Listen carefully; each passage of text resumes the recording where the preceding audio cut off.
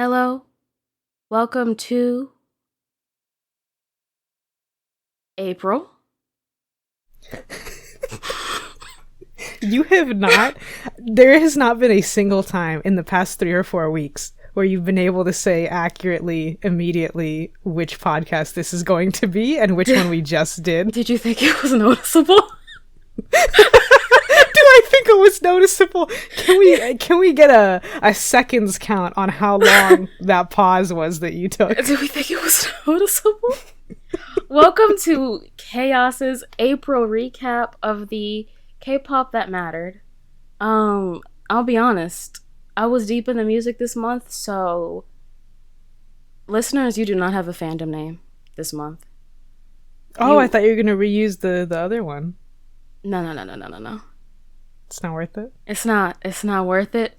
It's not the one. So it's not right. It's not bespoke. It's not bespoke. So this month, we're fandomless. What Okay. is it? This is our Black. Was it Black Ocean? This is our Black Ocean era. This is our Black Ocean. Oh, it's all enemies? No fans, no supporters, just haters. Okay.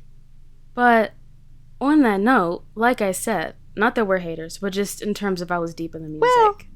Well, not yet, we aren't. If every month is a sort of redo, not yet. Okay. I think this was a good month for music. For me. Yeah, I think it was fine. I'm nonplussed about this month. There's nothing I'm particularly enthusiastic about. It's funny because, and I've been telling people this a bunch, I finally just dropped Spotify. I'm sick of them. I think they're an evil company. So I've started using YouTube Music, which also an evil company, but an evil company that I have pretty much no choice but to use in my daily life. So I might as well just try to consolidate, you know? True. So yeah, I've listened to a lot of music, and K-pop is some of it. And I'm just kind of like, yeah, it was a fine month for K-pop, you know? Yeah. I'm looking through my list, and I think this may be not a contentious month for us, but maybe No. we may have a few just differing opinions, which surprisingly is not very uncommon. Because no, it's between us two specifically, it's extremely common. Yeah, we can Stockholm syndrome Azalea into liking something that we like with 2 plays. Yeah, even pretty. But you and me will vehemently disagree. And it's often because obviously we talk about K-pop and the comebacks before we record these. Just now we're a little more general with our. We try not to. Right, we don't go into detail, but. Since the start of Chaos and prior to, our music tastes are so similar but so different, and I think this month will be a real good example of that. Mm-hmm. Starting off, NewJeans brought in the month with their Coca-Cola collab song. It's titled Zero. Coca-Cola Masita. That chorus? I'm over it. I hate the fucking kids rhymes and K-pop that's been happening. At least for the next few months, I'm over it. However, I do think all of the parts of the song, especially the beginning, that are not the chorus, I think they're pretty good. Yeah. It's a pretty good song. The thing is, I don't actually mind the chorus that much. It's very addicting to say it. Like I think it's fun to say. I'm not quite over it yet, but I also have not probably heard it as much as you have off of like TikTok and stuff like that. Mm-hmm. But knowing that it's just Coca-Cola is tasty, I wish I could just live in ignorance. You know what I mean? I wish I somehow didn't know that. That's it. It's and just I couldn't believe it was something else. Chanting Coca-Cola is tasty. I remember seeing the video and going, before that chorus hit, I said, wow, there's a lot of Coca-Cola in this video. This has to be a sponsorship, right? And then, wait, didn't we watch it together in person? Yes, I think so. I think it was. And it was just, there's a lot of Coca-Cola in this commercial. It's got to be a sponsorship. But, you know, maybe not. Who knows? And then the chorus hits and it's just them chanting Coca-Cola is tasty. Immediately, phones out Googling, NewJeans Coke. Yup. And it's just a song announcing the collab. Yeah, it's just, we love Coca-Cola. I hate it. the song in the grand scheme of things doesn't matter. But I also No. dislike that NewJeans, whoever is producing NewJeans, does a very good job at whatever that sound is that they want NewJeans to have, because it's a good song, but it's also just an irritating song. It's very irritating. Yeah, it's, you know, nowadays when you see a commercial, it's like a song that has been popular on TikTok, or a song designed to sound like a song that's popular on TikTok, or something like that. I feel like there's not as many bespoke songs as there used to be, for sure. But this is really bringing it back, but in a bad way, in a way that shouldn't happen. And like in a duplicitous way, because it starts off like any other NewJeans single. Mm-hmm. And then you're right into the commercial. That's it. That's all I wanted to say. It's evil. That's it. Once again, it's evil. Although, spoiler, there's no evil AI or NFTs in this episode. Which has been a running thing. Don't be so certain. I feel like you can't start off saying that. What we can say is we haven't planned and we don't know about it. But there's just such a high chance that one of us is going to check Twitter or Google something, and then all of a sudden, the evil AI and NFTs will be back. Granted, yes, because most companies do have NFT photo cards at this point. Mm-hmm. So I'm sure amongst this list, there's some lurking around. Oh, yeah. But as far as we are aware, to the best of our knowledge, no NFTs this month, guys. Yeah, we have not decided to take that particular detour this time. No, not that detour. But moving on from NewJeans, this was a girl-heavy month.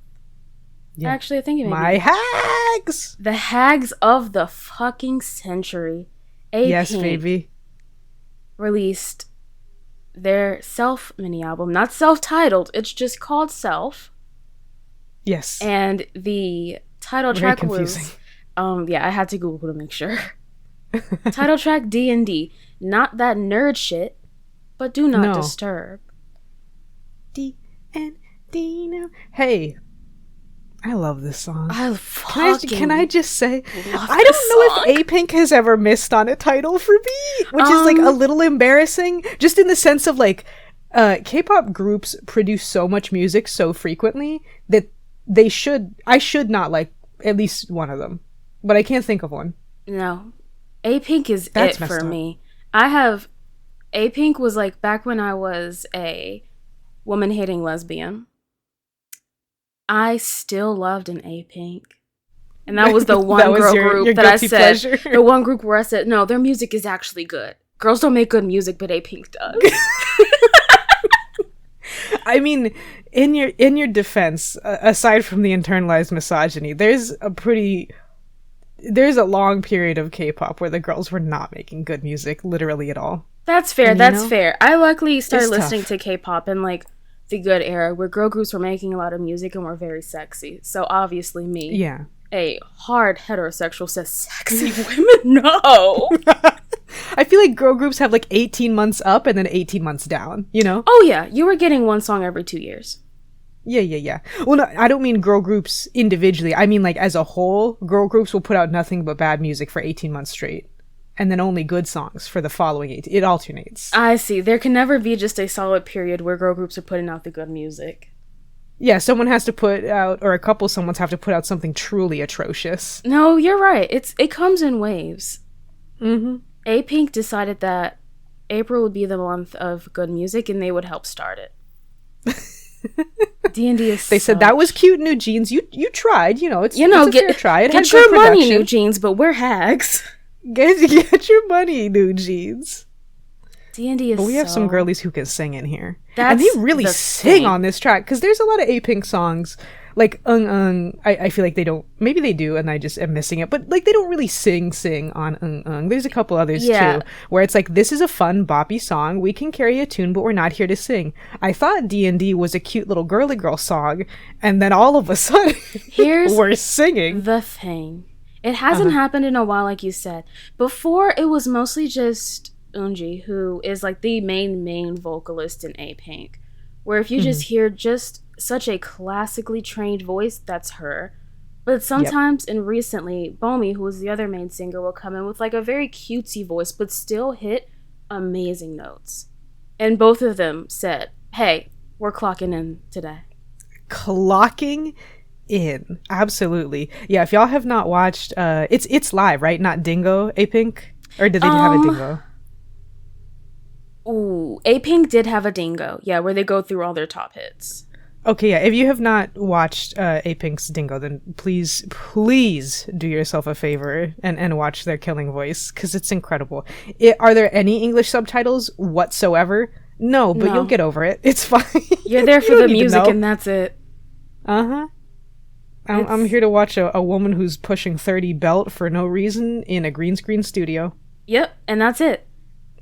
This is a good... You know what? D&D is like the perfect song to listen to when you're like, you've cleaned your depression room, you're feeling sunlight for the first time, like, you're finally like, hey, I can dust today, I can wash these clothes. You put on D&D. Uh-huh.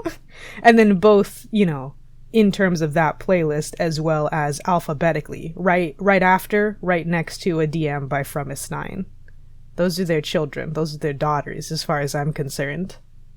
Apink may have walked, so Fromis9 could... You know, skip. Also walk.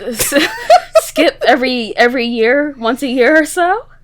It's still, hey, we still haven't gotten our promise. Where's that full album that was supposed to happen in March? Okay. It's not looking good, bestie. Okay. Also, just the entire Self Mini album, I think, is pretty good. Yeah, I would agree too. I was just gonna say I love the visuals of the music video, actually. It's that nice classic, like, we have enough money for a bunch of sets and nothing else. So we're just gonna make some really nice sets, some very, very nice color blocking, some nice outfits. I like it. You have a good little storyline. Again, the song is short for Do Not Disturb. And so, you know, everybody's looking kind of sad and a little meh. Mm-hmm. And then the song picks up and they're feeling good. They're busting through those walls. They're dressed nice. They're singing, they're dancing. It's a tale as old as time, but because I love this song so much and because I love Apink, I love the concept. Hey, again, they're hags. Stick to the classics. It will always cheer for you. That's it. Don't do anything new. Do what you do best. You know, if you're going to do something new, do it with complete and total confidence. And I'll at least kind of stand behind you, even if it's bad. That's really it. Moving to Kepler. Kept one going. Kept one going with that. They have put out yet another mini album. My God. Yet another mini album. It's worrying. Perhaps the 4th or 5th in the year that they've been alive. In the year of their birth. Since the year of their birth, but they put out Giddy. You know, it's expected. Those contracts last 2 years. They're going to put out a lot of music. Yeah, but I mean, I feel like even this pace is pretty breakneck. I don't know if maybe I just don't pay enough attention to the you know, the, oh gosh, what is it called? The survival show girlies, but it feels rough. I think it may be par for the course because IVE lasted for 2 years. That is true. They feel like they lasted longer. I don't know if that's just me. I'm going to look it up really quick because I feel like they may have 2018 till 2021. So I didn't mean like I'm doubting you. It just like something about IVE feels like it. I wasn't too sure either though. But yeah, fair. In their 3 years, they put out 2 albums? Okay, no, here we go. Here are the mini albums. 7th single. 1, 2. Not including Japanese comebacks. Yeah, look at that. IVE had 8. Ugh. All right, well, Kepler's going, and this time was Giddy. I think Giddy may have been what Les Seraphim wanted for Fearless. In terms of for what? What Les Seraphim wanted with Fearless. In terms of sounds. Oh, yeah. In terms of the cute athleisure. I think this is what Fearless was supposed to be. I don't know. Les Seraphim try so hard for that kind of aloof, cool girl thing, and I think Giddy has far too much energy. But I do think this the production wise, in terms of sound, it's definitely in the same ballpark. It's also in the same ballpark as another song that we're going to talk about in a minute. But yeah, you know, I am not a fan of Fearless, literally at all, even a little bit. I think it's one of the worst debuts that a group has ever had. Not that it's not well produced or anything like that. Produced both like the song and also like, even though the athleisure thing is not my taste, they did do it at a very high quality and like a high level. But you know, I don't live for that. Whereas Kept One Going has put a lot more oomph behind it. It's still not my kind of song, really, personally, but you know, I think I like Giddy. Yeah, it's a nice little bass heavy song. I'm into that these days. I didn't like Giddy at first though, but I could say that about I could say that about a lot of songs, right? But Giddy, I said this is a miss for me, ladies. But I listened to the full album. I think there's some good B-sides on there. I think I may have put every song except one on my tentative top 25 playlist. Oh. But to be fair, that top 25 playlist has almost every song I've liked this year. It's sitting at like a 55 songs. Oh my goodness. You're like, yeah, I kind of like it. Let me just throw it on there? Yes. You're so bold. I could never. I go, hey, this song is pretty good. I think I could listen to this more than once. I'll put it on there. But yeah, I think I like it. I think you're right in that it has a little more oomph, a little more pep than Fearless, but maybe that's what I wanted from Fearless. Yeah, Fearless, you know, by comparison feels like completely DOA, you know? Like, those girls can dance and they know how to try, and it did not feel like they were trying. It feels like they were told specifically not to try on Fearless. Whereas Giddy, they're kind of kicking and bucking and having a good time a little more. It's true, and it's not a true like cool girl athleisure song because that's just one of the outfits they wear. The rest are very much against that whole narrative. And even the athleisure looks that they do in this are significantly more inspired than the Fearless ones, which were like straight up, you know, Adidas off-duty model photo shoot kind of situation.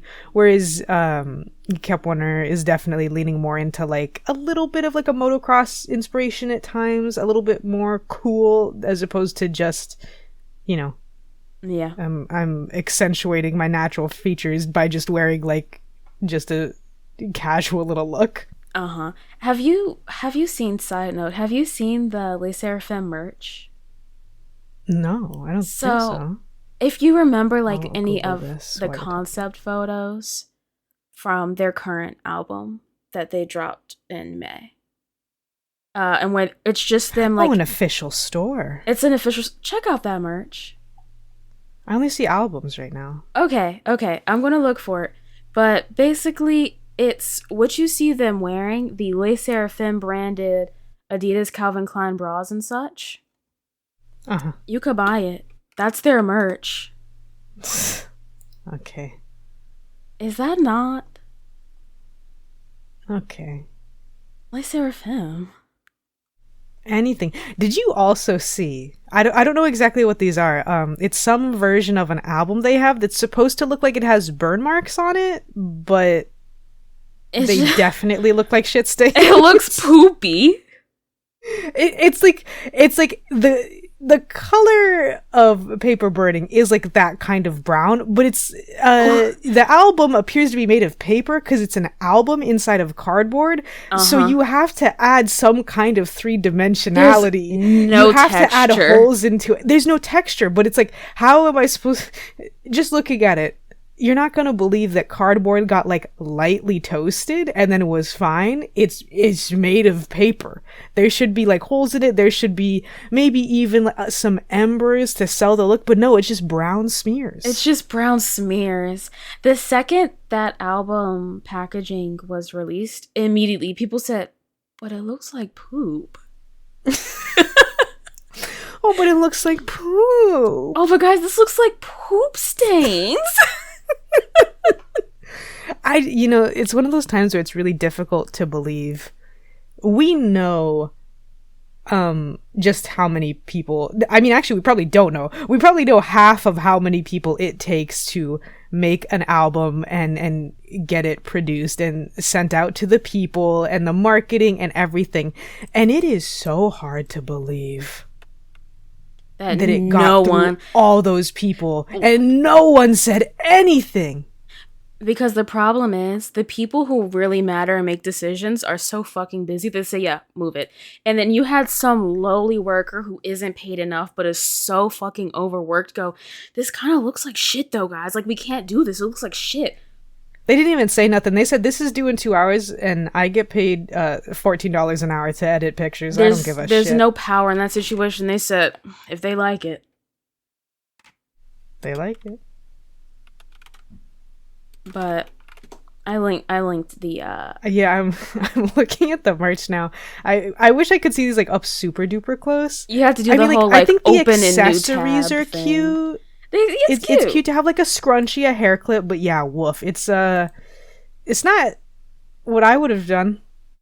But it's, you know, that's kind of what happens when you make so much of the point of a group like Le Sserafim, like how kind of stripped back they are visually and aesthetically speaking. You don't have a lot to work with, so they really needed to make some kind of something, some kind of logo, some kind of iconography. I mean, anything. And they have nothing.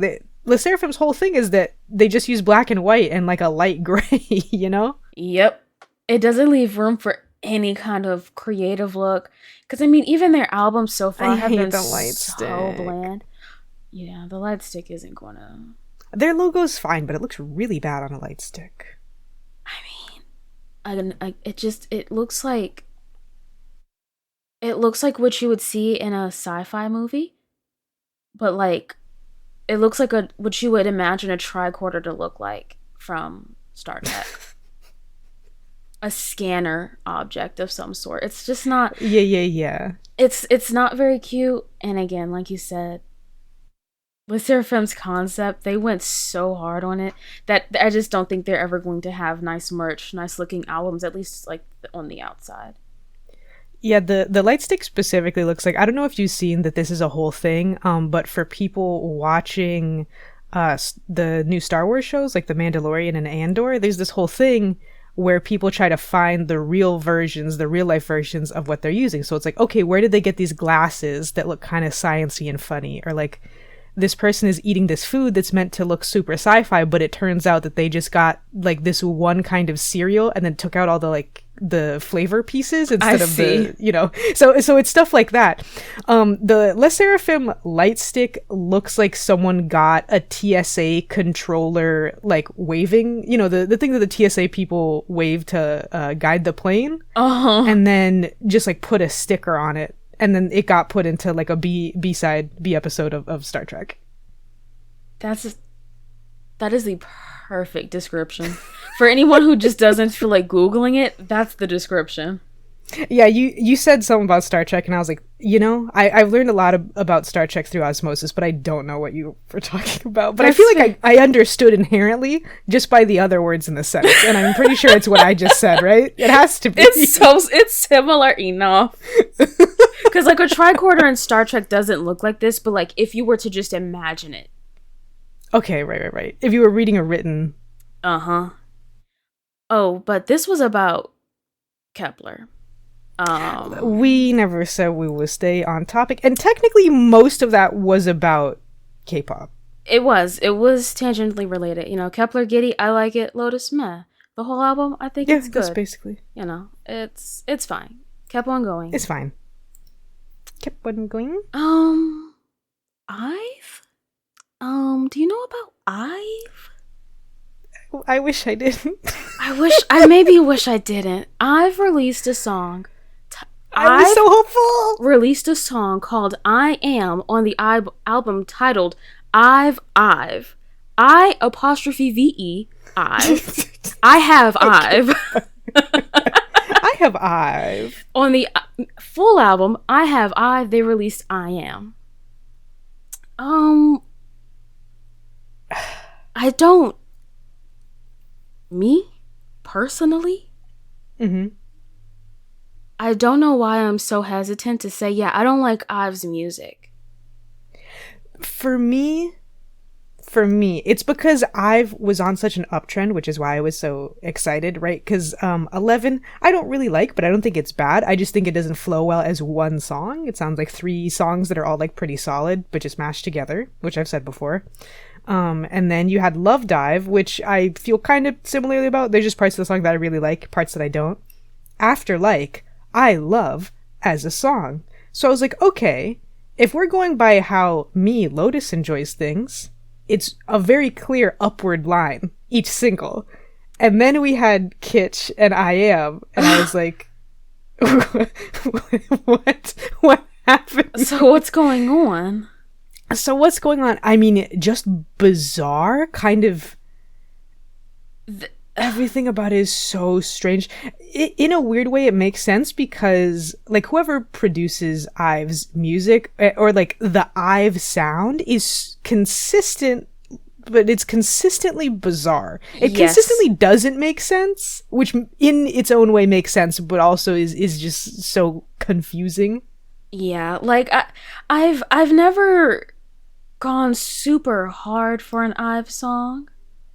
But it's always been like, you know what, like this song it's kind of meh for me, but like technically this isn't bad music. And like I can listen to it. Did we talk about Kitsch last time? We may have saved it for this actually. I think recall. We'll talk about it again just in case. Because even though we recorded that approximately 2 weeks ago, I don't know. Yeah, I don't know either. But they did a pre-release song, no, it was just called Kitsch. Mm-hmm. And then the chorus was 90s kitsch. And they don't cuss, but they do have a bleep in the song just as like a sound. Mm-hmm. But they don't cuss, and that song was bad. No beating around the bush. It was bad. We'll talk about it real quick. That song was bad. It's a bad song. The first 30 seconds are, promising enough. And then they get to that chorus and they just decide that it's over and that we just don't need to do it no more. Also, overall, if you're going to make a song called Kitsch, where's the kitsch? Where was it? Where's the camp? Where's the silly? Where's the silliest thing about Kitsch is the fact that it's called Kitsch and it's on I've IVE by I've I Am. Like that. Uh-huh. I think I've IVE, it's a terrible album name, but it is really funny. It's so like in a world where it's I've IVE by IVE and the title track is Kitsch, and it's actually kitschy campy, I'm like, okay, that makes a lot of sense to me. But it doesn't. It's just them. It's just a regular ass K-pop girl group video of them being pretty and driving in front of neon lights and looking at themselves in their fur coats in the mirror. And then the kitschiest thing is a point where they're all wearing like pink and red. The dance is kind of cute. It's a little kitschy, you could say. But I mean, commit to the bit, girl. I don't think IVE has it yet. I don't think IVE has it in them. No. At least not yet. We'll see. But I think I Am is okay for a while. However, I really, really need to point out that there is a break before the final chorus. That is such a shitty little musical theater break in terms of the instrumentals and them going 1, 2, 3, 1, 2, 3. What the fuck? I thought you were gonna do Chandelier by Sia for a second. Because Sia doesn't make good music.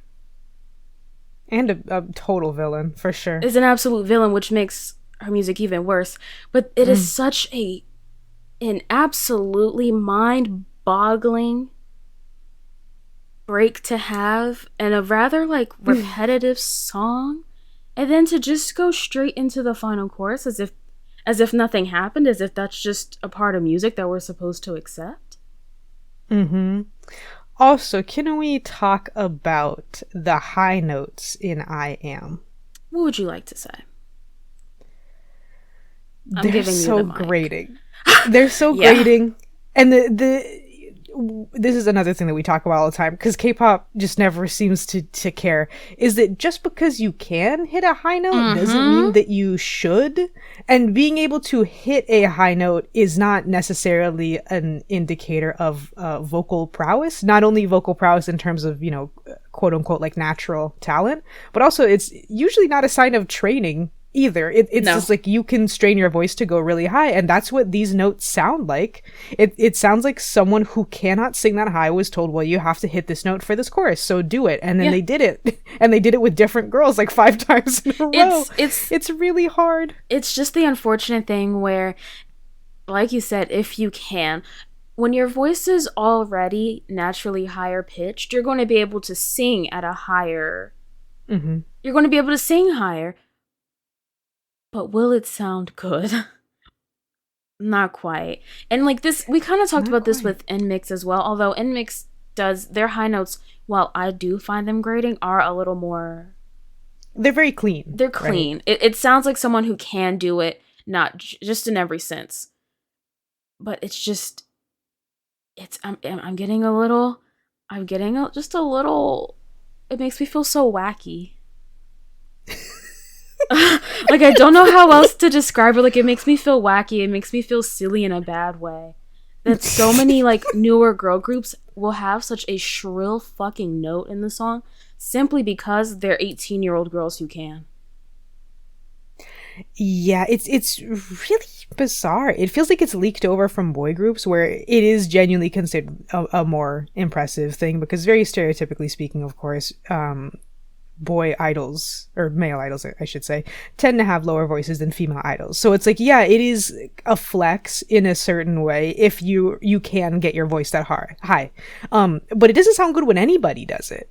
It's like K-pop as an industry realized it doesn't sound super good when boys do it, so they were like, well, the girl groups can do it then because it'll be easier and they can do it. And it's not always a great idea, especially as again, as we've talked about a lot, the industry has shifted significantly towards choreography and towards rappers as sort of the people who lead the groups and the people who are the most popular, as opposed to the vocalists. Mm-hmm. And it feels so odd that is what has resulted from this, but we see it so consistently, we can't say it's not a trend, you know? Yeah, it's absolutely a trend. It has been for a while, mind you. I just think that the past like couple of years, a lot of girl groups have been debuting again. Yeah, and I would agree. It just becomes even more obvious when you have more 4th gen girl groups than I guess we've had in a while, because 3rd gen girl groups are kind of, I think they're kind of few and far between at this point. I would say so. The gens last pretty long, but in that latter half of what we would call 3rd gen, I can't think of anybody actually. And then early on in 4th gen, you know, we felt pretty low, and now it's like we're getting a new girl group like every few months. So it's just, you know, it's right there in our ears. It's right there in our ears. Oh, that's how I feel about a lot of music. Yeah, it's right there in my ears. It's right there in the ears, directly against the eardrum. I surprisingly did listen to this full album. Oh, you did? Every song on it? After I Am and Kitsch, I said, I'm good. Hey, I think you can skip it. Thank you for taking that hit. It's the kind of album where I feel like if you are always an IVE stan, I think this is probably a very solid, very good first album. But that's about it. I think at this point, I've not seen the light with IVE. Just had to throw a little pun in there right at the end, huh? Moving on. You emphasize that IVE so okay. Because you know what's not natural for me to say? I've not. It's real. It sounded wrong because we're both Southern, and I don't think we say the phrase "I've not" ever. But also, I heard the asterisks around "I've not." The slight italics I put on that word. Oh, precisely, exactly. Continuing with the ladies of K-pop. Oh yeah. I think this is. Yeah, we've hit the end. Every girl group, every soloist said, start of the month, it's ours. And for us, at least, on this podcast, Chaeyeon from formerly an IZ*ONE girly, put out, I believe, her second mini album, Over the Moon, title track, Knock. Does this song sound incredibly produced, very similar to many other songs, both in K-pop and the quote-unquote Western pop? Yeah, absolutely, 100%. Is it what the girls call a slay? For me, it is. For you, it is. Yes. I mean, yeah, what I was saying earlier, it sounds like Giddy, it sounds like Fearless, and all three of those songs sound like a kind of knockoff version of Bad Guy by Billie Eilish, like the chorus of Bad Guy, right? Knock doesn't do it for me, but I also don't dislike it. Again, it's like you said, it's very produced with a capital P. It's nice. It's nice. I think that considering she came from IZ*ONE and was the dancer in the group, do you think back to IZ*ONE and think, oh man, they had such great choreographies, they were such good dancers? Or do you go, the vocals were out of this world? Right. The vocals were out of this world, and they're very in sync, but that means that no one is standing out. But that's a positive. Yeah, so like, unfortunately for Chaeyeon, I don't think she really, for me, let me not be rude. For me, she didn't stand out in IZ*ONE besides knowing, oh, IZ*ONE has a main dancer. But I think post IZ*ONE, I think she's shaping up to be a pretty good soloist. Hush Rush wasn't like 100% for me, but I think it's a fun song to listen to. I think Knock is fun. I really appreciate that this song doesn't require it, but she dances her fucking ass off to it. Really good. For what reason? Maybe she kind of predicted this conversation of like, yeah, IZ*ONE has a main dancer, but they're just in sync doing like pretty nice choreo. And she said, let me prove to the girls what I'm capable of. And said, hey, this song, it doesn't have a lot of beats, but I'm going to hit every single one of them. And you know what? I'm gonna be hitting some ad libs. I'm gonna be hitting all those beats too. Just everything. Why not? None of Chaeyeon's music has been for me so far. But what I can say is that whoever is on the creative direction of Miss Lee Chaeyeon, the music videos, at least the outside of the albums, I'm not super fond of the outfits, but she looks pretty, so that's fine. But I am into the thing that I like the least about Hush Rush, honestly, was that it's the vampire hunter concept or the vampirism concept broadly, and then the song is just a cute little song. Yeah, like, you've mentioned it. You were setting me up for like a cool creepy song. And then Knock or Over the Moon definitely continues that, where like it's a beautiful music video with beautiful color grading and like set design, and it looks great. She looks great. Yeah, I think it's because she's signed to a company that isn't doing much, so they have all the time and money in the world to really devote to a new artist who's already somewhat established. You have to love that. You have to love it. Like, I think she's under, WM, who has B1A4. Oh, I think WM technically has Oh My Girl ONF with RBW. Yeah, I was just going to say, you're right that they don't have anything to do, because their major group right now is ONF, and all of their members, except for you, are in the military. So they've got the money. I really like it. I like this album. I Don't Want to Know is one of the best B-sides I've heard this year. It's got that good, like, rough industrial sound, funk, the PHONK genre of music. Thank you. Because, that's very different from funk. It's hard to hear, yeah. It's hard to hear. It's so good. I have listened to that song nonstop since I said, let me listen to a Chaeyeon B-side. Yeah, it's a solid one for sure. I think its impact on me was lessened by the fact that I have been listening to a lot of like club hyperpop kind of stuff lately, and so I think its impact on me was lessened. But I think it's a nice song. It's a nice song. I like it. I think I almost wanted to buy this album because I do think the outside of it is really cute. but the inside is like casual. I'm sitting in bed in my oversized men's t-shirt. Yeah, that's a mandatory version type is I am looking super pretty and I'm wearing, kind of just slinky, nice looking clothes or cozy looking clothes, and I'm just in a house. But that's gotta be one version. It's gotta be. And then the other one or two has gotta pop off. Yeah, and it's not that. So unfortunate there. But I'm curious. I'm gonna keep listening. You're locked in for now? Right now I'm locked in. Nice. One thing I'm not currently at this moment though. Mm-hmm. I'm not in the city, and that's the end city. For those who maybe don't know, who haven't listened to any of the episodes we do with Azalea, I am an end citizen who lives in end city. I am often very on board for the good, the bad, the bullshit with NCT. Mm-hmm. When NCT said, hey, let's do a random subunit again, DoJaeJung with DoJaeJung, Chaeyeon, and Jungwoo, I was initially somewhat off-put because there is a member in that trio that I'm very off-put by. I won't say who. That's my business. As if we don't regularly roast any idol we talk about.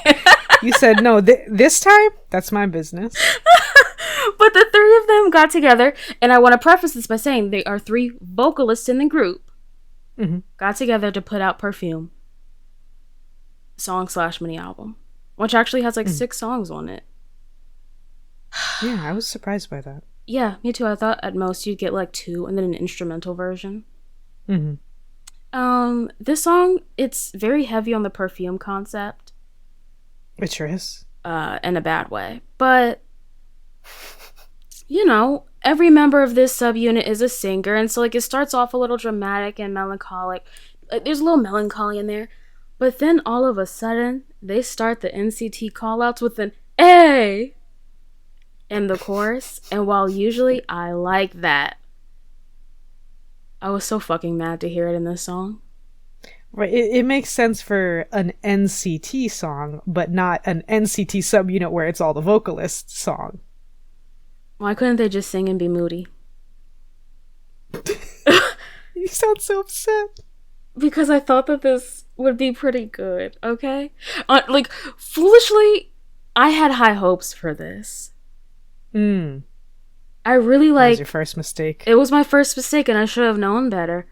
I've been in this city since Resonance. Not very long, but Resonance was a hard bite to chew, and I loved it.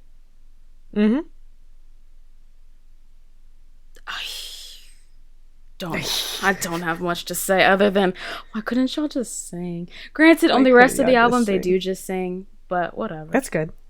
Whatever. Yeah, it's, you know what it's not? It's not Same Scent by Onewe, which is also a Perfume theme song that I like a lot more. It's not even Onewe's best single, but it's still like, oh yeah. It's not even only Onewe's Perfume song. God, what is that brand called? By Rito. Yes. By Reto. I actually don't know how to say it. I don't think I've ever said it out loud. Tori's probably said it, but I forgot. By Rito? By Reto? I don't know. But it's not even that, where the song is so oddly written. It's not even that. It's just, it ends up being just a little bland. Yeah. And so, I was disappointed. Yeah. So I thought I'd include that. Rest in peace, DoJaeJung. We knew you for approximately a week and a half. And that's all that was needed. But we can move on to better things, because to better things, baby. We can move on to let's go better things. Frankly, amazing things. So Giuk who was formerly known as Kia, but now he does go by his government name, I guess. Yeah, because his name is Lee Giuk, but his name within Onewe is Kia. But he debuted as just Giuk. So, and I think now even like in Onewe, Kia is gone. Girl, what Onewe? In Onewe. That's why I can't say I said in what Onewe, because two of them are in the military, so it's like, yeah, sure. It's like, you know what I mean? If he says he's not going by Kia and Onewe anymore, I'm like, okay. You know, for when Onewe comes back in like half. 2 years. But he is the rapper in the group. He's the bassist. He's the youngest, and he's also a producer. Very talented. He released the song Time Machine 2100. Yes, and the album is Cybernetics spelled with an X at the beginning, because that makes sense. Because xylophone, cybernetics. But that's not it. It's Cybernetics, turnover. Yes. Whatever. Do what you want, because you're an amazing producer and a very good musician. This is the case where, like what we were just talking about with IVE, if you want to commit completely to your bit, you better do it. And he sure did. He said, I am the pop punk princess. I am going to produce my own album, get a bunch of people that I know to feature on it, and it's going to be about time travel. It's so fucking good. He's already like, he has a very clear sound, both in his music and in the music that he produces for his group and other people. You can usually tell, like, oh, let me look this up, because this feels like he's produced it. And, like, 8 times out of 10, he sure has. And this is just an album full of that, which was needed. You know? Yeah, you know, I think going into it, you and I were like a little bit worried, because Kia is a rapper, or Giuk is a rapper, in Onewe, additionally into being the bassist and the producer. He's a rapper. Like, obviously he sings sometimes, especially for backing vocals, but a lot of his raps are like, they're very up and down, because it is the rock rap kind, you know, where you're not trying to be hard, you're not trying to be a thug with your fucking just some guy from Busan or whatever, and you have to get past that terrible dissonance of someone who doesn't know what rap music is. But his is already a little bit easier to stomach, because it's like, no, yeah, he's going for a particular sound that he seems to actually be pretty like into the scene and passionate about. But some of his raps are questionable. Some of his raps maybe should not be in Onewe songs. That's the thing. But I gotta say, he kind of ate on this whole damn album. Oh, he fucking ate. Vernon Black Eye found dead. Yeah, that's what I said. I think literal hours before this album came out, I think I said Vernon better watch his back, because there's a new pop punk princess on the block. And that's it's specifically like, it's not like, oh, emo boy. No, it's pop punk princess. Yeah, Giuk took it the extra mile, because he put just a sprinkle of like visual K in his, at least I feel like, style wise. Yeah, and he does it often. Like, even, God, what Onewe era was this, where he had pink hair, and every time he was on stage, he had just like the quintessential e-girl blush, sometimes with a sparkle, and his ears braided into cat ears. If I can find it, I will. But it's the commitment. Yes, of course. I know exactly what you're talking about, though. It's the commitment that's good. The bass riffs are very good in this, and so short, despite the fact that they could have been longer. The song itself could have been longer, but I understand why it's not, because sometimes good music needs to be short. He said, those are all my ideas for the song. Let's move on to the next one, because this is a full album. With a lot of other good songs on it. It does follow the classic Onewe format of having an intro and then all the other songs. Obviously, intros are pretty common on albums overall. But if you are listening to Onewe anything, there is going to be an intro song. Yep. And Giuk did not stray from that formula, which is fun. But yeah, with the time travel theme, the funny thing is that every song does have an accompanying year next to it. Do I know what any of that is supposed to like sort of translate to? No. So some of it makes sense. Like the 2020 song, it's like the pandemic song, right? So you go, oh yeah. That makes a lot of sense. It and like vaguely follows the story, but they're not in order, so it's hard to tell sometimes. It is, but like the final song I think is like Apocalypse 2080, 2090. It's like yeah. There's a clear ending. It's a cohesive album, just in every sense of it. I am so glad he took this moment in time where Onewe was never going to do anything. Mm-hmm. And wait, no, there are three. There are only two members of Onewe in the military right now. What? Right? Yeah, right now, yeah. Okay, but there's just enough. Chaeyeon and Younghoon. Okay, there we go. There's just enough where Onewe's not doing anything because DoJaeJung is a good vocalist, but I don't think I can't see him doing anything solo. I mean, it's also weird because you're missing your main vocalist and your lead guitarist, so I'm sure that they're doing stuff here and there. They've done a couple covers, but that's pretty much it. Yeah, and then Hot and the drummer. He, unfortunately, the drummers are the drummers. Mm. So this was the perfect time to release something. I love this little album. Yeah, I love the 2020 song "Unblown" with those beautiful little guitars in the beginning. Mm-hmm. I also, in the single or the title track "Time Machine," I did think he was saying something fucking time machine the whole time. Same. He's super not. However, he does say fuck elsewhere on the album, so I'm just gonna pretend that that's what he's saying. I think it's in Rarity 2062. He just says like fuck off. Yeah. That's the end of the chorus every time. It's fun. I thought the same, and then very quickly realized it's just him saying overclocking time machine on a very strange beat for the number of syllables that is in overclocking time machine. Mm-hmm. The Konglish, it can make any amount of syllables fit into any amount of letters. We've heard it incredible before. Level of flexibility. We've heard it before, and it's great. But I will, if I sing along, which I will be, it is going to be fucking time machine. It's fucking time machine. In my car, it is fucking time machine. You get into Lotus's car, don't you dare on your life. Don't you dare. Say don't you let me hear you say overclocking machine.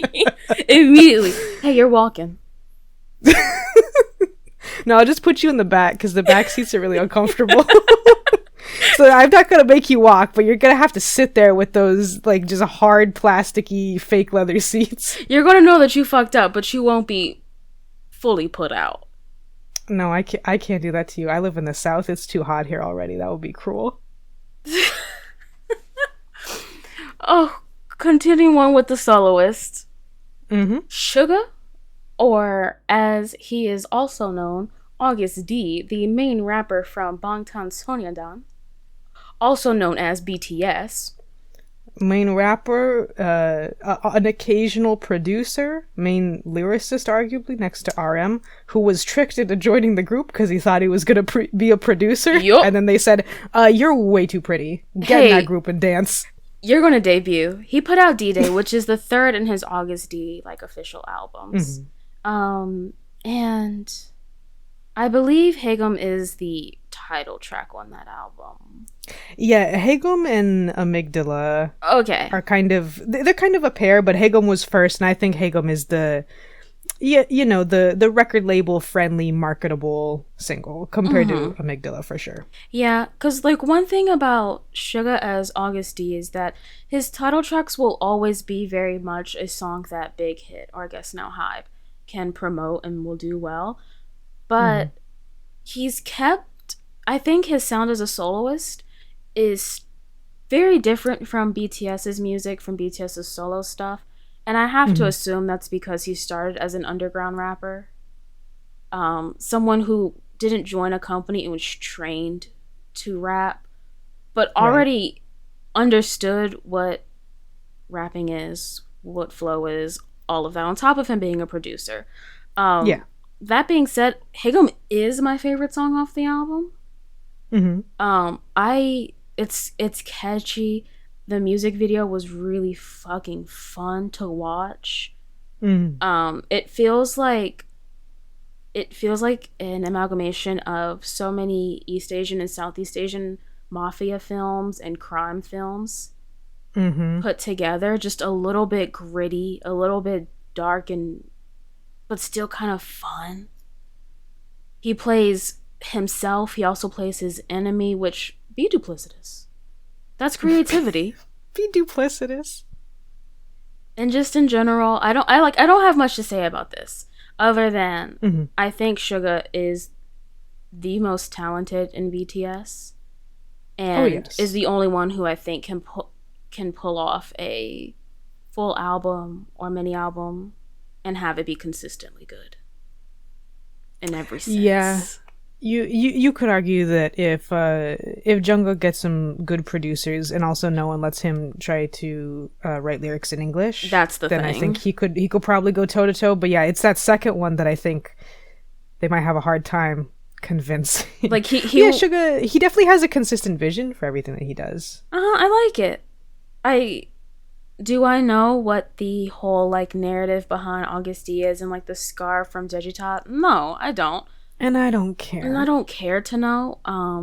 But I think anytime someone wants to have just a nice connecting line in their work, I think that's fun. And I'm sure there's some thought put into it.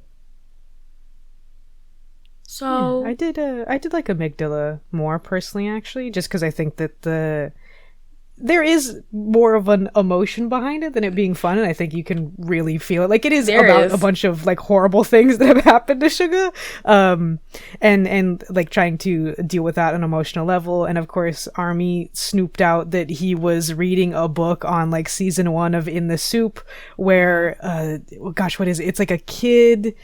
His amygdala doesn't work, so he can't feel emotions, it's and that ties into book. the album. If you are on fucking BookTube, I can't read. Hey, I wouldn't encourage you to. Every BookTube person who got into BTS, it's a large number, was reading that almond book because I think RM read it first and put it on his like official book recommendations list before he stopped recommending things because of the impact, and then Suga read it after, and fans really gobbled it up. Gotcha. But yeah, it's about a boy who doesn't experience emotions, or at least not normally, and so it adds a layer of meaning if you'd like. Yeah, it was good. I mean, for me, my pitiful gamer brain is ruined because every time I see Amygdala, I do just think of Bloodborne, and so I was like, oh yeah, that's right. Like my first instinct, I'm like, that's something in the brain. That's a part of the brain. And then I go to Bloodborne, and then I watched the video and read the lyrics, and I was like, oh, this is pretty solid. The only thing that's weird, and this is gonna sound mean, and that's just gonna have to be fine. I wish that they had made the big point of the music video and a lot of the lyrics is like the accident, the little like bike or like moped car crash that Suga was in. Mm-hmm. It doesn't look very impactful in the music video. And I wish that they had maybe like made it seem, I'm sure like it's one of those things where a human being can get seriously hurt doing that, but on camera it really doesn't look like it, Hey, I think that's a fair point. I think that's also like based on a real accident he was in. I feel like I saw. Yeah, that's why I'm saying it sounds mean, because it's like that is, I'm sure, pretty similar to what actually happened. And so I get it, and I'm sure that it was probably difficult to film. But hey, get a stunt double, and I'm saying go wild. You don't need to go beast fiction, but go a little wild. But this is cinema. This is cinema, exactly. I think that's it's nice how down to earth it is, but just a little, 20% more intense. You wanted to see a body fly. No, I don't know about that. Let me not do that to you. It's just it didn't have the impact I want. See some stuff flying over, a little brick wall fall over, hear a big loud like thunk of someone of the car hitting the person hitting the floor, one of the two. But it just didn't have enough oomph for me. Easy.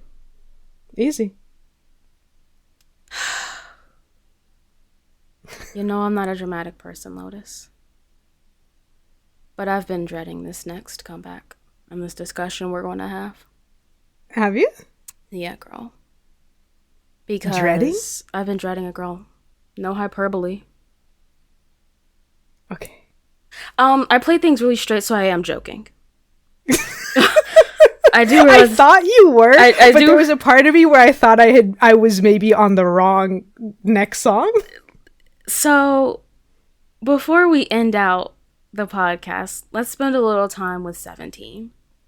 They released FML, which, if you weren't in the know, does stand for Fuck My Life. That is the name of the mini album. It's also the name of one of the singles because they have two, FML and Super.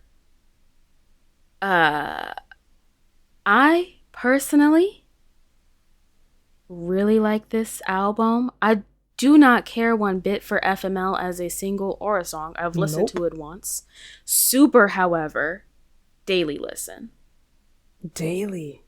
You did love it right when it came out. I didn't know if that had changed or not because it's been a few days. You know me, so it could have. But no, I'm still very much into Super. Also, before we really get into it, I would just like you to know, Fire, the hip-hop team song, is my second favorite song on the album. Wow. Okay. Okay, we can. Yeah, I know you. I know your mind could have changed. You know me, which is that I pretty rarely. It doesn't change. My mind. That's why I said let me get this out before we discuss anything. No, absolutely. I mean, everybody seems to like it. I definitely feel like the odd one out. I don't like this mini at all. I don't particularly care for Super. I think it's fine. My main criticism of Super is that this is not a title track. This is a B-side. You listen to that song, you watch the music video, and you go, this is a B-side for like another mini album. Oh, it's absolutely the case. It's absolutely the case. And it kind of makes sense if maybe they thought that they couldn't promote FML as the title because, you know, swear word. And also it doesn't have the energy of a title track, but this feels like, you know, you have your main music video for your title, and then you have your B-side with the choreography video, and that's definitely what Super is.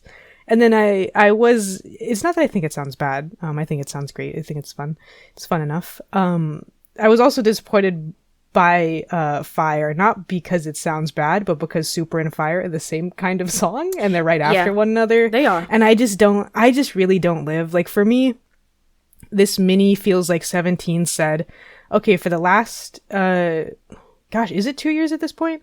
Or last year, rather, sorry. We put out one full album and then I think a Japanese single, and that was it. So we're going to go back and we're going to go and do 2 minis. And the first mini of the year is going to be the one that we do to secure our position as getting the best group choreography, group performance trophy again. And that's all that Super feels like to me. Yeah, so Super is... I love Super. The reasons why I love it, I think, are going to be the reasons why a lot of people don't. So there are parts of Super that are very reminiscent of Shakira's FIFA song. And you like Super because it sounds like Waka Waka? I really, really, genuinely loved that song. I did too, but also I was like 14. Listen, I was 18. I was a little older. I was settling into my music taste. I really liked a Waka Waka. So there are parts of it that remind me of that. And then there are parts of it that sound I'm not going to be able to unhear that. That's going to drive me wild. I'm really sorry, but that's what it is. I say, yeah, this is really good. This is that kind of beat that I like. And then it goes into like watered down, slightly drill influenced. Which... Yeah, the energy. When I hear that, I just think of Energy by Beyonce. Not that the song sounds similar, but obviously energy. And I'm like, oh, I wish I was listening to Renaissance right now. I mean, because, you know, Beyonce's going to top 17 regardless. Yeah, it's pretty much anybody, you know? You know, that's the rest of the song. Like, there are parts of the song that I don't necessarily love. Like, Wooji's ending part of the song is so mid to me. Yes. But it's the end. It is the end of the song. Fine. Mingyu? I like Jun's part. I like Jun's part. I like Mingyu's part. Don't hate me. This isn't my Delulu brain speaking. It's me being very sane. I do like Jungwon rapping with as much bass as he can put in that bird voice. I don't like it. I do like it. Hoshi doing the same part, much more impactful. But I don't live for the lack of vocals. Yeah, it's not a vocal song. You're not getting that. Frankly, this album, well, Performance Team song may give you the most vocals on the song. Frankly. I know. I like it okay. And the other one, what is it called? It's like I don't understand. What is it? I don't understand, but I Love You, I think, is Performance Team's song. Yeah, that one's all right. Yeah, that one's not bad. I like that one. But I just... Yeah, Fire is it for me. That song is obnoxious. It's loud. It is where the full drill influence comes in. Yeah, it sure does. Like, we like 17 on this podcast. We could even say do. 17 is one of our favorite groups. We are very publicly carrots here. However, we also, I think, have a good understanding of music and know that 17's music, while it does sound uniquely theirs, it also sounds very much inspired by what they enjoy. Yes. And Dust, that's what Vocal Team's song is called, Dust. Fire is nothing but someone in that group of 13 discovered Black British rappers right before they started planning FML, and we got Fire and Super. Yeah. The same way how, I've lost it just that quick. Face the Sun? No, not Face the Sun. Attica was, someone said, hey, I've been liking Bruno Mars for a long time, but I really like him this year. And then we got that album. The thing is, we keep saying someone. We know it's Woozy. We know, like, what are you saying? We know it's all Woozy. Someone said, I'm really into Bruno Mars right now. I love that style. If they did it in their own 17 way. That's what this is. I'm never a big, like, I understand that the first albums of the year, like you said, tend to be made for a specific reason. So I'm fine. I like FML a lot. I like all the songs except Fuck My Life. I like their little April Showers song. That one's cute. Yeah, I just don't love this one. This one's a letdown for me, bestie. Yeah, I know. It's not a purchase. It's not a stream. It was a letdown day one. And again, you don't change. Yeah, it's, I mean, a lot of it is I do cling to a music video, and I thought this music video was extremely disappointing. I know a lot of people love all the backup dancers and stuff, and I think that's great for a stage performance. But there was no music video here. There was no music video. Two things about the music video. Number one, 17 are known in some circles as the kings of synchronization. So if you're going to have however many dozens of backup dancers, they also need to be in sync, and they definitely aren't in significant portions of the music video. I mean, there's so many. I'm sure it's really difficult, but they're not. That's a problem. Number two, you probably shouldn't have your very large group of 13 members and then your dozens and dozens of backup dancers all wearing the same color. And you also shouldn't make that color be them wearing head to toe like jet black silk, because it's impossible to see anything. They did a stage where they're all wearing these like beautiful silky, like almost gauze looking skin tone. Well, I shouldn't say skin tone because it's not their fucking skin tone. It's just mine, like a beige. It was They're very just like these beige commune colored. It was very cultish, but I liked how those looked a lot better. They had better contrast with the backup dancers, and they flowed better. Yeah, I did not live for the music video at all. I think the styling this era overall is not good, even a little bit. I think there are multiple hair situations that shouldn't be the way that they are. If you'd like to talk about Mr. Scoops and his styling this era, perhaps. I know you have some feelings about it. Hey, Lotus. Yeah? I don't want you to hate me too hard. But I did like his two pieces of hair in the music video. But here's what we have to preface that sentence with, is you need to explain the way that you like them. So when it had to have been the music video teaser dropped, I sent it to Lotus and Azalea with the addition of S. Coops has those bundles again. S. Coops is back in his bundles, and I was over it. Seeing it in the music video, I like that it's the thinned out fake mullet that they usually give the 8, which they gave the 8 again this time. I don't hate it. If he had kept the extensions in throughout promotions, I absolutely would have. Okay, I see. I see what you mean. But like in the music video with the outfits, like I think it's fine. I don't hate it. I like how thinned out it is. But how do you feel about his contacts? Yeah, see, you know you're never going to get me with that. Absolutely not. Why is he performing with the thickest, most intricately designed sclera lenses so in big. one eye? You know he can't see out of that one eye.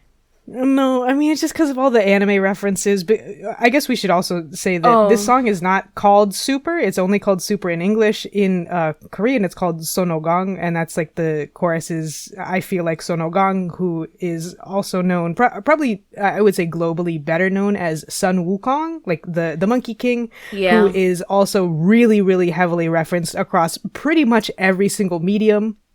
But of course, Goku from Dragon Ball Z is pretty much entirely based off of Sun Wukong.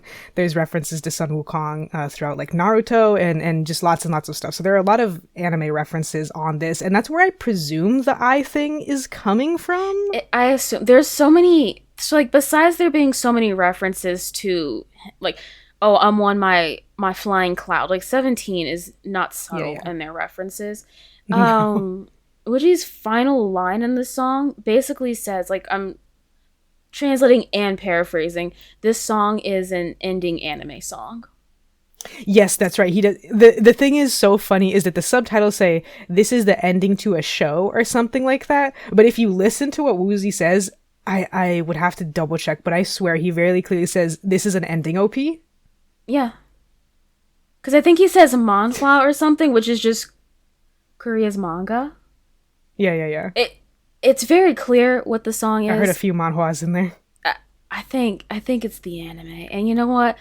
Go ahead. I know him specifically. He's very into anime. And he's a nerd. He's feeling that Marvel withdrawal, and he said, I need to make an anime song. And he did. And I'm fine with it. But that's what it is. Entirely and completely. Mm-hmm. So, also, real quick. What's up? I don't think Dino looks good in that hair color. No, Dino never looks good blonde. No, it's unfortunate sometimes because it's quote unquote boring, but some people just look the best with black or dark brown hair. And Yes. Dino's one of them. Yes. You got the bone structure, please just keep it to some dark brown black hair.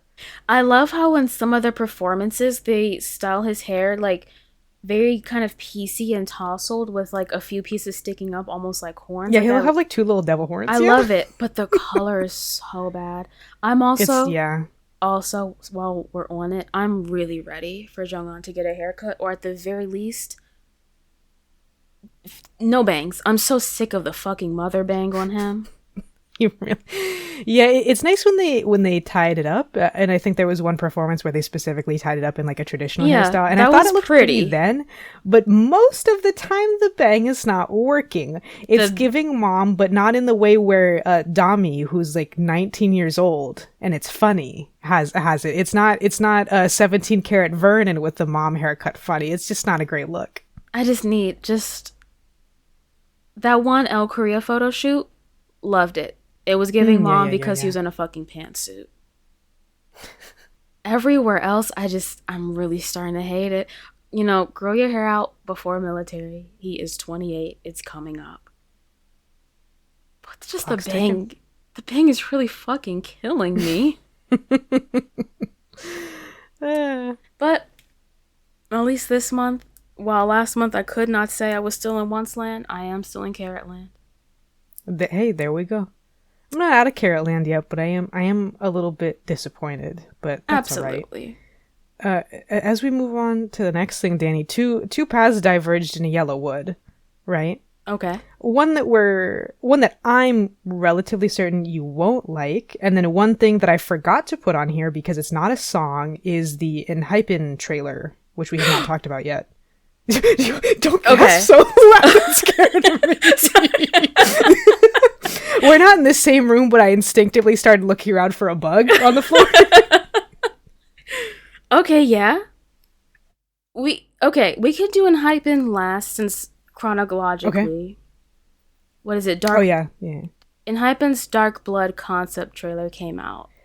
Yeah, I think it technically came out in May, but it's a trailer, so like we'll talk about the album next month, and then I feel like we should just do the trailer now. That's more fun. Yeah. All right, then let's start with this first one. I'll let you take this away because this is all you.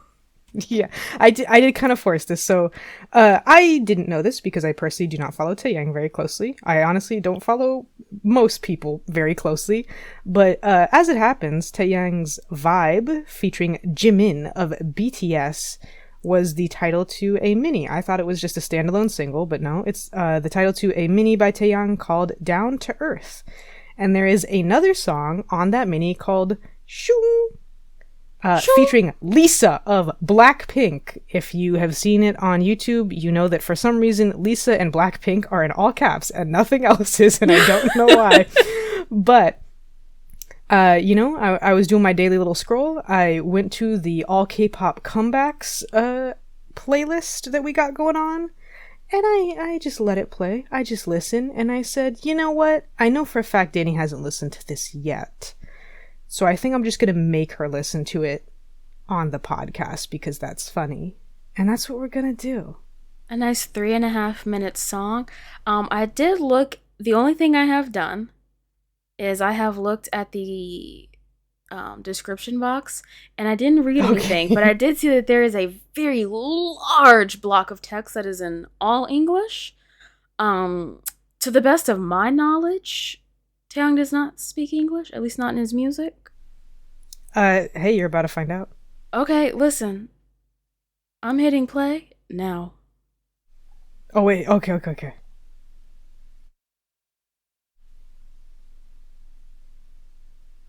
I'll speed up a bit so I'm up with you. But, it looks like a pretty typical Taeyang MV so far, I would say. Yeah. And honestly, very vibey, sexy music. The song, too. Sleeveless. I don't dislike a Taeyang song.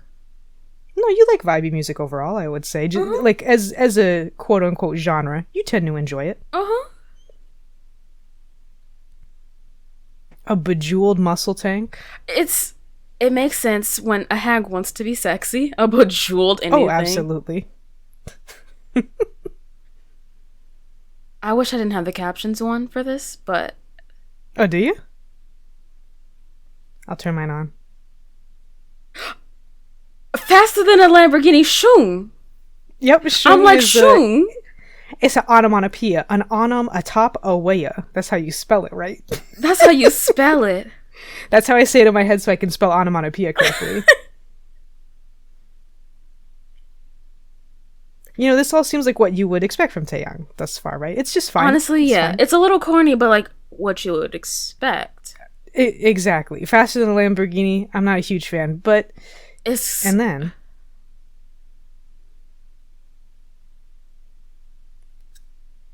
La Lisa is now here. And you really said wait and see, as if this full English segment would not just be her.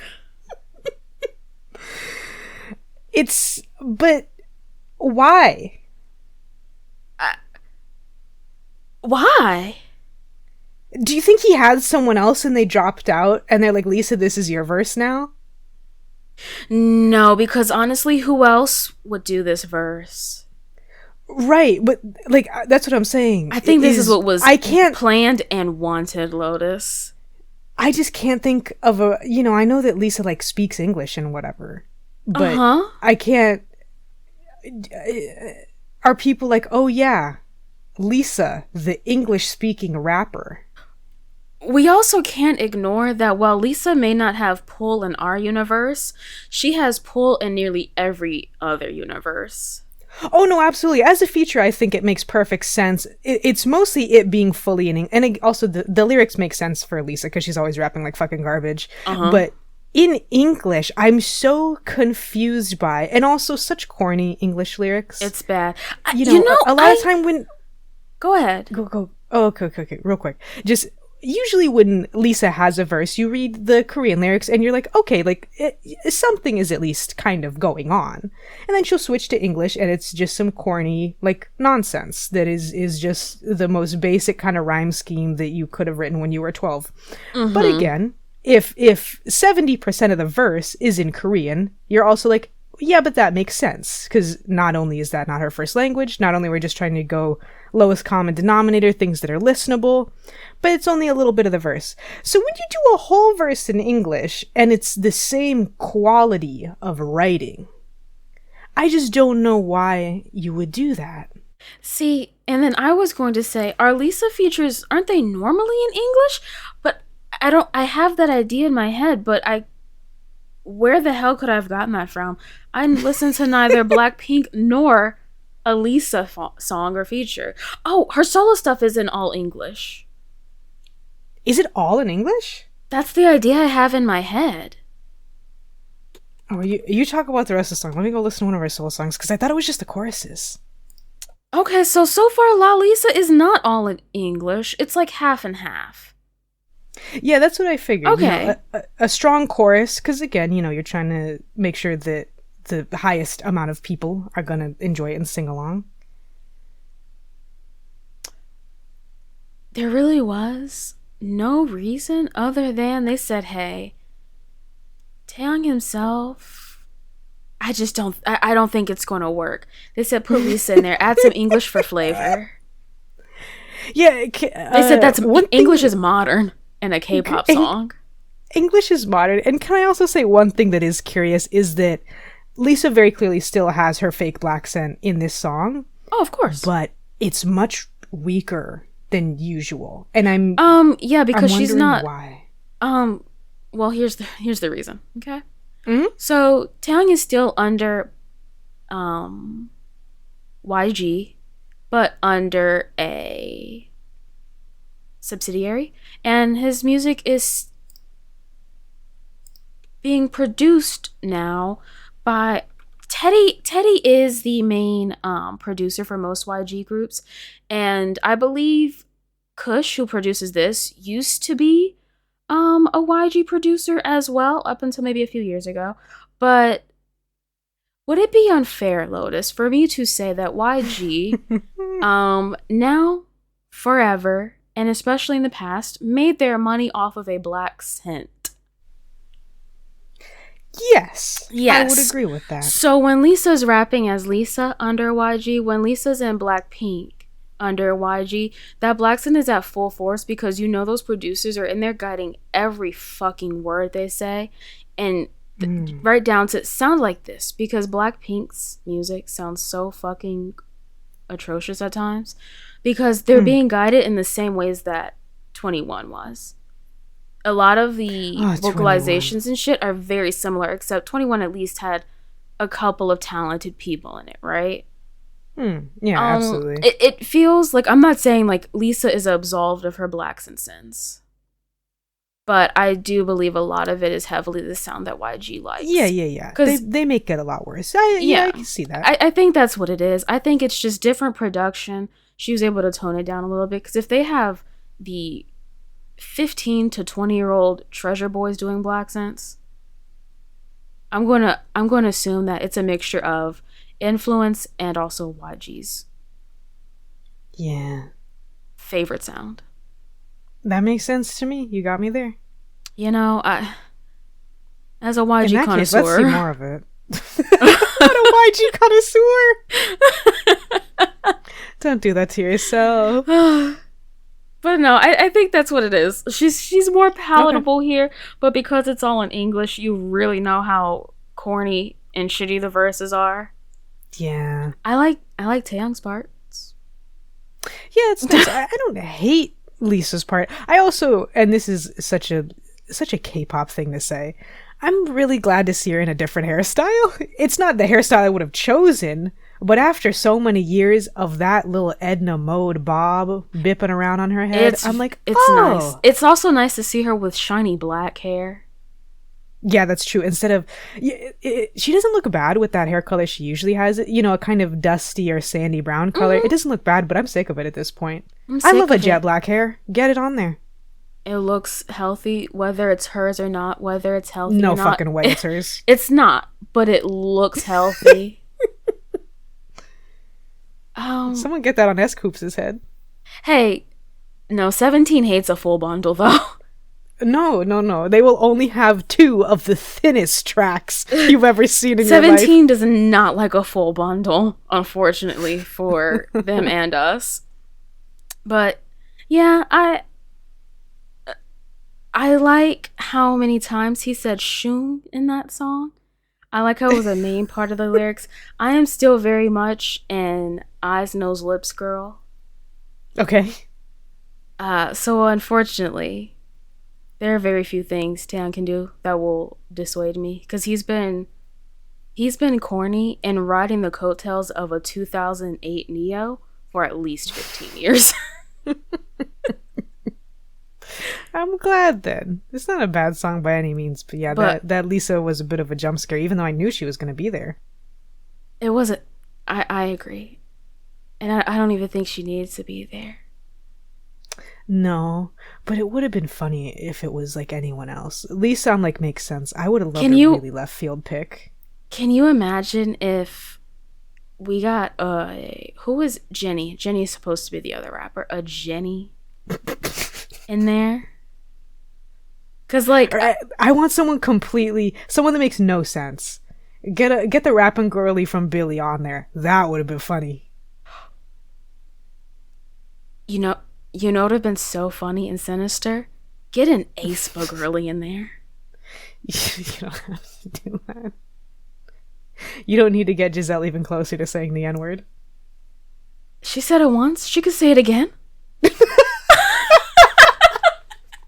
giving her a pass? Oi. It's time to wrap it up. It's time to move on to something that we, spoilers, enjoy and have enjoyed and are maybe arguably looking forward to. Hard to say this early on. Unfortunately, yes. So I don't think we were doing chaos in either an official or unofficial capacity when Enhypen first debuted. But we talked about it, of course, and I think we both were very much into the vampire concept that they debuted with, while understanding that they're at the age where they're going to age very quickly. Yes, just very noticeably. That horrible time between 17 and like a 21. Like, they're going to age very fastly and very quickly stop looking like eternally young vampires. But, yeah, you so know, it's like objectively a bad idea, but also funny, and also vampires are cool, so I don't care so much. So, Give and Take, and still one of the strongest debuts of any boy group ever, in my opinion. Easily. I would say easily. But Enhypen unfortunately dropped that concept for just one album, Past the Mic. Yeah, also stopped doing hyphens, and it was unclear how long that was going to be. It was strange. They went maybe from... they're still not into it. Yeah, there's no... It's unsure. I want a hyphen. I would like a hyphen back. You guys are called Enhypen with a hyphen? I would like You can't just not have them. I would like it back. You committed for life. Keep it. Enhypen has released the concept trailer for their next album, which is called Dark Blood. And boy, oh boy, the vampires are back. And the vampires are back in such a good way where it's like, I don't know if it's not quite a running joke, but whenever things are bad, my immediate response is, oh, it's camp. Yes, we've this is in particular somewhat of an in-joke, but also somewhat of a genuinely, honestly real thing within the queer community, which is that you say that something is camp to cope. Oh, it's bad? Depression. Oh, it's camp? Depression cured happy. Like, that is what it is. You just say that it's camp, even though that's not what camp is, and that doesn't make any sense. But yeah, the Dark Blood concept trailer came out just a couple of days ago. Again, we're technically going out of our monthly schedule to cover this, but it's a trailer, so hey, screw it. And I think Dani posted it. I said, what is this? Dani says, is this camp? And as you guys have probably noticed, Dani will bait you in by saying something serious and deadpan, and it's unclear until the last moment what she means. Yeah. And I said, for the first time, I think ever in K-pop, I think it actually genuinely is camp. Yeah, and for the first time ever in my life, I used camp as it is meant to be used. Yes, that's true as well. The trailer starts with weird monologuing, as all Enhypen trailers do. Usually it's Jake in his thick Aussie accent reading lines horribly. It's like you're driving on a road and you don't know where to go. It's You just turn very to your bizarre. left. There's water. It's bad. That's Irish, girl. Hey, it was a mix. But that's usually what it is. And this was equally as bad. But then it immediately goes into Enhypen. And it's camp. It's very reminiscent of like 60s, maybe 70s European film. Both Yes, with like there's the a lot of grading. like older horror references. The color grading, the instrumental that's here, that you can even imagine in your head that classic thing where there is a classical instrument, especially wind instruments that are kind of beepity, beepity, and then just dead cuts between characters as they've kind of float around and just do things that do not make sense. The lighting is really, really good. I don't know if this was shot on film, but they got the look. Made a pretty convincing fake of it if it wasn't. Yeah. A lot of lighting tricks, a lot of drama. There's like a good mix of drama and action and like unsettling humor. Yes. Yeah. I love it's an 8-minute trailer, I think, at least. I've watched it several times. Yes, several times. We're not Enhypen fans like that. I did not like Pass the Mic at all. I'm sick of hearing Polaroid Love. I'll just say it right now. It's a fine song. I'm sick of hearing it. But yeah, I've watched this several times. It has a heavy dose. Now, I can't say a sprinkle, a heavy dose of a Twilight in there for sure. Yes. The vampiric lore they had, I believe it may be Jake, or it's somebody in that group who has like fluffy I don't know their names. Hair. It's fine. They have somebody just standing, but they're upside down, so it's as if they're hanging from the ceiling like a bat. Yes. But just standing in regular clothing. There's a lot of like cloak tricks. There's bats. They had a horse running on pavement. On pavement. There's the anime sword thing, the one I'm talking about. Two people are facing each other. One of them goes forward, and it's the really loud, obnoxious stock shing noise, and then it goes slow-mo, and then they fall over. There's a lot of stock noises, and then also just kind of as the action is going on that you would see in a schlocky movie of just like every time someone strikes someone else. We cannot even remotely pretend that the camp level is unintentional or that the references are unintentional, because they're so clear. Very intentional and shocking, because again, Pass the Mic was such a weird transition and departure where I said, oh wow, so Enhypen's just done forever. They'll never make another song that I like, because it felt so solid in the Enhypen lore.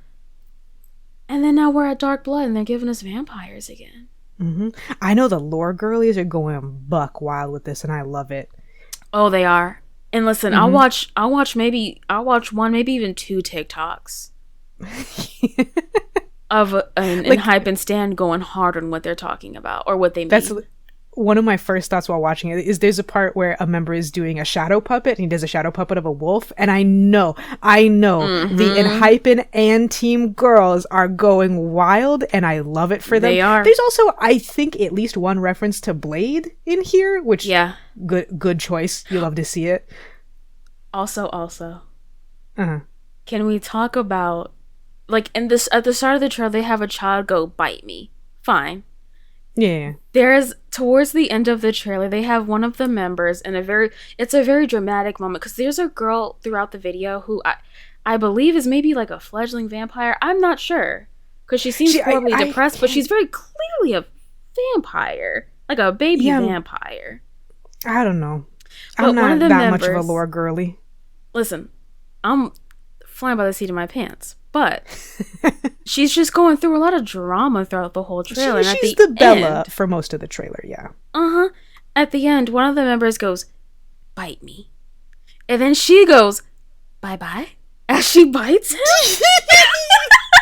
And there's my favorite. There's a part earlier where she like goes up and hugs a member and then goes into bite, and it is so they needed to do it from a different angle. I don't care. This is one part that I will not say is camp. there is no contact being made. It is such a milk teeth ass bite. Just nothing is happening. Oh, yeah. And then it shifts into the drama, which does make it funnier. But that's the one where I'm like, no, I think someone maybe just didn't put the camera where it should have gone. No. It's still so good. Yeah. Am I excited about the music? Maybe kind of. I'm more so just very excited that they're back being vampires and seemingly in such a camp way. Yeah, this better not be a fake out, I swear to God. Please don't be a fake out. I don't know if I'll be able to trust after that. Like, we have just spent so much time talking so highly of Enhypen. I know, I'm so scared now. Something I never thought we'd ever do. And if it turns out that we are made to be fools for believing that Enhypen could make good music after Pass the Mic, I don't know what I'll do.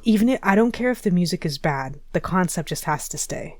So the album, like, you can pre-order the albums right now, and I do think from, like, the blurred images, it does look a little gothic. Okay, but hey, hush rush. That's what I'm saying. I mean, we need to carry it through, okay? I don't care if the song is bad, but 0 to 100 start to finish, I need the concept to remain the same. We shall see. I am waiting impatiently. I don't know when this album is supposed to come out, but I hope it's not. I hope they didn't start teasing it a month early. Okay, so it comes out at the end of May. So that's not too bad. That's a month. It's not too bad, but it's a pretty normal lead up, I would say. Good luck to us. God bless. Enhypen, God bless. And that's officially the end of April for us.